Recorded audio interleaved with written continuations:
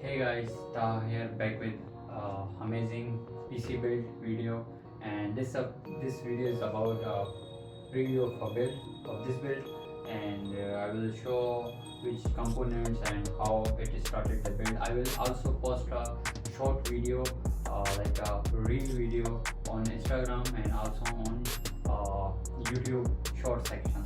So it will be showing how the build is started and completed in 1 minute video. So I will also giving the link in the description. If you want, you can check it out.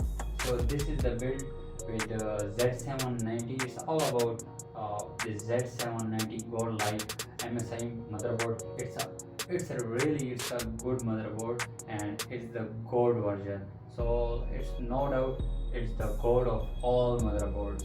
Like it's paired with the i9 4900K processor with the GPU of ZOTAC Gaming RTX 4080 16GB and Corsair RAM 6000 MHz 64GB of RAM and also 1 TB of NVMe.